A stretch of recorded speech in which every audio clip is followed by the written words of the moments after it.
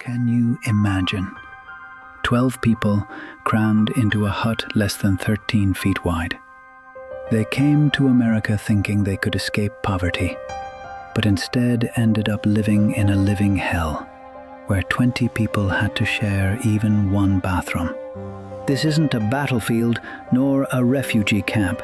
This is late 19th century New York.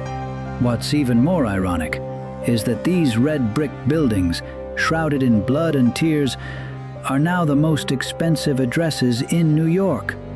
No one wants to revisit this part of history. But today, let's go inside and take a look. This photograph, a microcosm of the life of the residents of an apartment building documented by Jacob Riis in his book, How the Other Half Lives, shows two children sleeping in a simple room with a worn carpet and no furniture around them. The walls and windows appear shabby, indicating that this family is poor. This photo shows a scene behind a New York City apartment building. Near several outdoor toilets, a mother holding her child, clothes hanging above her head, and an abandoned tricycle. The environment in the photo appears very dilapidated and impoverished, reflecting the living conditions in the New York City slums at the time. This photograph shows a woman posing in her living room, taken by a New York City Housing Authority inspector in 1937. A newspaper on the table contains the obituary of John D. Rockefeller Sr. This photo shows a fire escape in an apartment building. In 1901, New York State passed the Tenement Building Act, which mandated that apartment buildings be equipped with fire-resistant features, including fire escapes. This was the first comprehensive law in U.S. history to regulate the construction and sanitary conditions of apartment buildings. It was intended to improve living conditions in slums and reduce fire accidents. This photograph, taken around 1934, shows children walking across a vacant lot next to a wooden apartment building with boarded-up windows. The setting appears dilapidated and impoverished, reflecting the realities of the Great Depression in the United States at the time. This photo shows a man's apartment, which serves as both his bedroom and kitchen. The room is dimly lit and appears dingy, reflecting the poor living conditions. This photo shows a close-up of the apartment's bedroom. The room is simply furnished, with a bed dominating the space.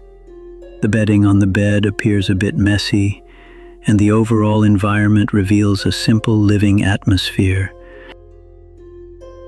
This photograph shows a small apartment room, reflecting the crowded living conditions in some urban slums at the time. The room is sparsely furnished, with only basic furniture such as a bed, chair, and table. The space is so limited that it's hard to imagine that it often housed up to 12 people. This photograph shows the courtyard of an apartment building where a woman and a child smile at the camera. The courtyard is lined with outhouses. The image appears crowded and chaotic, reflecting the living conditions of New York City slums at the time. This photo shows the backyard of an apartment building with an abandoned ice truck, turning the area into a garbage dump. In this photo, an inspector from the New York City Public Housing Authority is documenting the living conditions of a mother and her two children. The mother and children stand in a sparsely furnished room with a noticeably damaged ceiling and worn furniture and household items.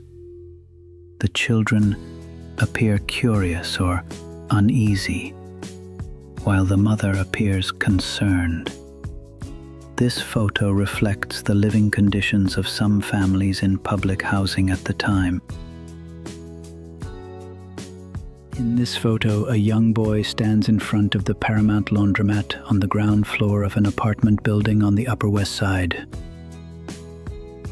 This photo shows an outdoor toilet in the backyard of an apartment building.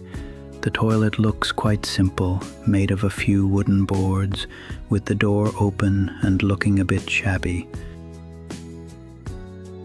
In the backyard of this old apartment building, several women stood quietly, their eyes fixed on children playing among piles of rags. The children frolicking among the worn-out fabrics, their faces brimming with innocence. However, behind this scene lies the landlord's accusations against the tenants. The landlord simply attributes the poor living conditions of the apartment building to the tenants' dirty habits, while ignoring the dilapidated condition of the building itself and its lack of management. The kitchen in this Little Italy apartment is cramped, with the countertops cluttered with bottles, cups, and cutlery, and the area around the sink is also a bit messy. In a vacant yard in New York City, an inspector from the Public Housing Authority is concentrating on recording something. He is in a somewhat desolate yard, surrounded by dilapidated buildings with mottled walls and mostly broken windows. These houses have obviously been uninhabited for a long time and are in a state of decay. Inspectors like him have an important responsibility to promptly handle various complaints from residents about the condition of the houses. In the cramped backyard of an apartment building, a barefoot woman stood hunched over a crude wooden structure, laboriously scrubbing clothes in icy water. Around her stood several battered metal basins, overflowing with dirty water and unwashed clothes. Other women stood or fiddled nearby, seemingly waiting or helping. A man stands on the porch of an apartment building, perhaps in the Bronx. The building has an old-fashioned exterior, and the porch is also of a vintage design. A man is in the basement of a messy apartment building.